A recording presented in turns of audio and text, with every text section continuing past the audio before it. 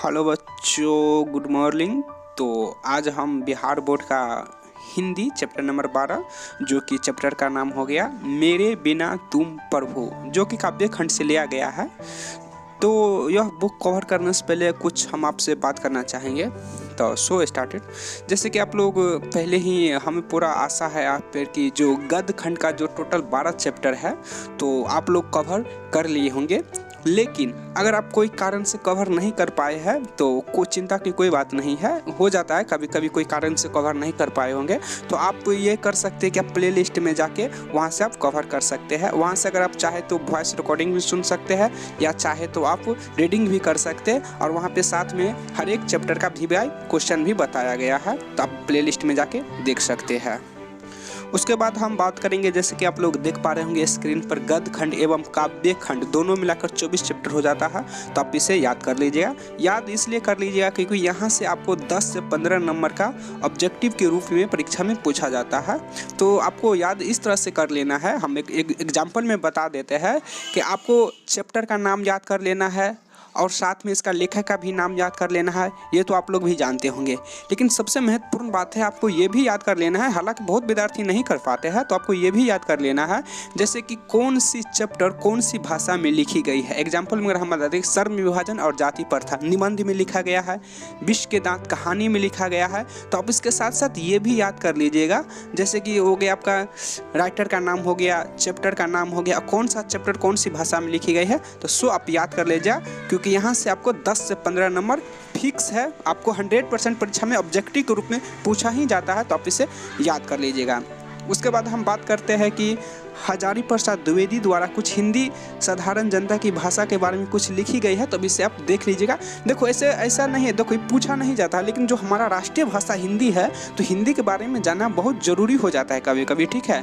तो आप इसे 1 से 2 बार पढ़ लीजिएगा ताकि आपको हिंदी का कुछ ज्ञान हो कि कहीं पर जाके अपने हिंदी के बारे में, अपना राष्ट्रीय भाषा के बारे में कुछ जाके आप बोले। तो हम चैप्टर स्टार्ट करते हैं।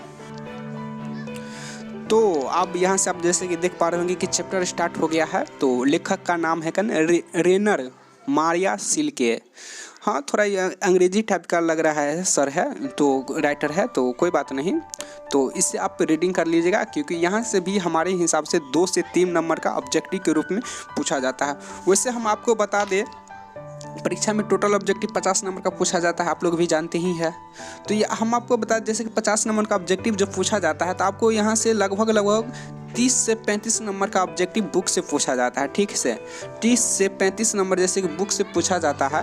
तो आपको इसके लिए बुक रीडिंग करना ही पड़ेगा। और रह गया 20 से 25 नंबर या 15 से 20 नंबर रह गया, व्याकरण से बच गया, तो व्याकरण से पूछा जाता है, तो वो भी हम साथ साथ में कवर करा देते हैं। तो यहाँ पे जैसे कि देख पा रहे होंगे आप लोग, मेरे बिना तुम प्रभु चैप्टर स्टार्ट हो गया है। तो आप इसे रीडिंग दे दीजिए, ठीक है। रीडिंग आप देते ही होंगे। तो इसका देखो, रीडिंग देने का मतलब क्या होता है, रीडिंग दे दिया और इसका जो मायने, अब देखो कविता का सबसे ज़्यादा बड़ी व्यू क्या हो जाता है, इसका मायने समझना। अगर आप इसका मायने समझ जाते हैं तो आप बहुत अच्छी बात है, मालूम है। इसका मायने समझना, इसका मतलब कि आप एक बहुत इंटेलिजेंट या फिर तेज विद्यार्थी, दोनों में से कोई आप अपना उपयोग कर ले शब्द, आप बहुत तेज विद्यार्थी हो। लेकिन अगर कोई कारण से आप इसका होता है यार, देखो ऐसा नहीं कि आप शुरू में आए या नहीं जानते तो उदास नहीं होना यार। शुरू सीखते सीखते जाओगे ना। जो साहित्य पूरा PhD कर लेते हैं कविता पर, वो सर सब जाके इसका मायने समझते, नहीं तो अदर विद्यार्थी नहीं समझ पाते। तो कोई बात नहीं, आप इसे प्ले लिस्ट में जाके समझ सकते हैं। वहाँ पे पूरा बायोडाटा में समझाया गया है, तो आप प्ले लिस्ट में जाइए और वहाँ से आप पूरी तरह से समझ सकते हैं। अगर आप प्ले लिस्ट में नहीं जाके समझना चाहते तो कहीं से भी, यानी कि किताब उताब से भी आप समझ सकते हैं। हालांकि इससे यह सुविधा होता है कि अगर आप परीक्षा में जाइएगा तो इससे रिलेटेड कोई क्वेश्चन दे दिया कहीं से भी तो आप सही टिक मारिएगा। इससे रिलेटेड कोई प्रश्न पूछ दिया तो आप उससे पूरे लिख कराइएगा, तो मैंने समझना सबसे बड़ी ज़रूरत हो जाती है। सो अब हम बात करेंगे कुछ क्वेश्चन के बारे में। तो जैसे कि आप लोग कुछ यहाँ पर क्वेश्चन देख पा रहे होंगे, 7 से 8 क्वेश्चन है, तो आपको सभी याद करने की कोई ज़रूरत नहीं है। जी सही सुन रहे हैं आप, सबको सही सब याद करने की कोई ज़रूरत है ही नहीं। क्यों सब याद करने की ज़रूरत नहीं है? क्योंकि सब पूछा नहीं जाता। इसमें से सिर्फ 2 से 3 ऐसा क्वेश्चन है जो 2 से 3 ऐसा ही क्वेश्चन है जो इसमें से पूछना है। देखो क्या होता है, 2 से 3 ऐसा भी क्वेश्चन था जो इस बार नहीं तो उस बार नहीं, इस बार, यानी कि 1-2 साल के अंतराल में करके वही 2 से 3 गो क्वेश्चन घुमा के पूछा जाता है। तो आई होप हम आपको कुछ समझाने की कोशिश कर रहेंगे। तो सब समझ पा रहे होंगे। तो आपको सब देखो, ऐसा देखो, हम व्हाइट बोर्ड के माध्यम से आपको 7 से 8 क्वेश्चन है, हम सभी का उत्तर देंगे। साथ में आपको शब्द निधि हो गया या पर्यायवाची शब्द हो जाता है, यानी कि हम एक तरह से बोले पूरा total cover chapter by chapter हम कराते हैं बोर्ड के माध्यम से। तो ऐसा नहीं है कि हम आपको नहीं बताते हैं, हम 7 से 8 क्वेश्चन सारा कुछ बताएंगे। लेकिन जो इस परीक्षा में VVI क्वेश्चन है, जो पूछा जाता है, जो आएगा, तो इस पे हम कुछ ज़्यादा ध्यान देते हैं, ठीक है। तो ऐसा भी नहीं है कि हम नहीं बताते, हमें बताने के लिए हम सारा क्वेश्चन का आंसर बता देते हैं।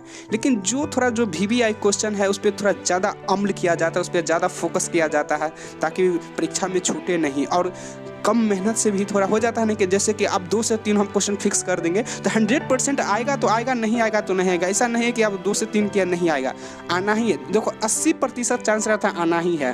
होता है कभी कभी बाय मिस्टेक बड़े सर से भी हो जाते हैं, जो यूनिवर्सिटी हो गए चाहे कुछ भी बड़ा कॉलेज हो गए, उस सर भी गैस कुछ करते हैं, तो 20% चांस रहता है कि नहीं आ सके, लेकिन 80% चांस रहता है तो आना ही है। तो 80% को लेकर चलो, 20% में क्या रखा है। आप पहले से सोचोगे हम नहीं कुछ कर पाएंगे, नहीं कुछ कर पाएंगे, तो भाई काहे नहीं मेहनत करोगे, काहे नहीं कर पाओगे। तो 80% चांस रहता है कि मतलब, तो आप वहाँ जाइए, प्ले लिस्ट में जाइए और वहाँ से आप सब कुछ कवर कर सकते हैं। तो आज के लिए हम इतना ही रहने देते हैं। तो आई होप हम समझाने की कोशिश किए होंगे तो आप लोग समझ गए होंगे। तो आप प्ले लिस्ट में जाइए और वहाँ से सब कुछ कवर कर सकते हैं।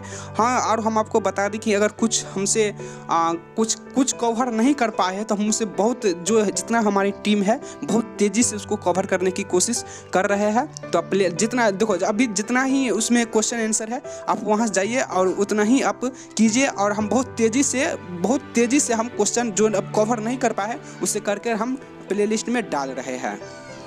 तो फिर क्या है, फिर जाओ, अभी तक जितना चीज़ कवर हुआ है पहले शुरुआत तो करो यार, शुरुआत करो, उसके बाद सब कुछ हम धीरे धीरे, यानी कि आपको माने कि पहले शुरुआत करो, और जितना तेज़ी से हो रहा है, हम जितना तेज़ी से चैप्टर कवर कर करके VVI क्वेश्चन हो गया, जो भी इससे रिलेटेड पूछा जाता है सब कवर करके हम डाल रहे हैं। तो आज के लिए हम इतना ही रहने देते हैं। तो आप प्ले लिस्ट में जाइए, वहाँ से आप सब कुछ कवर कर सकते हैं। और तो फिर हम बोर्ड के ऊपर जाते हैं और इसका VVI क्वेश्चन बताने की कोशिश करते हैं। और जाइए प्ले लिस्ट में इसका मायने समझिए, और उस अलग से वीडियो बनाकर डाला गया है मायने। आपको बुक खरीदने की कोई ज़रूरत है ही नहीं, अगर बुक है तो ठीक है, और नहीं है तो खरीदने की कोई ज़रूरत है। आप यहीं से रीडिंग कर सकते हैं या पढ़ाई कर सकते हैं। ठीक इसी तरह से चैप्टर बाय चैप्टर हर एक NCERT का 6 सब्जेक्ट का 6 सब्जेक्ट कवर किया गया है इस चैनल पर। तो आप यहाँ से सब बुक प्राप्त कर सकते हैं। हो सकता है कभी कभी हमसे भी देखता है कि लटपटा जाते हैं कोई चीज़ बात बोलने में, तो एनीथिंग्स, ये सब कोई बड़ी चीज़ नहीं है। तो फिर मिलते हैं अगले सब्जेक्ट में। यह चैप्टर A to Z समाप्त हो गया, तो गद्य खंड एवं काव्य खंड जाके आप वहाँ से पढ़ सकते हैं। तो फिर मिलते हैं अगले वीडियो में। जब तक के लिए जय हिंद, वंदे मातरम, भारत माता की जय।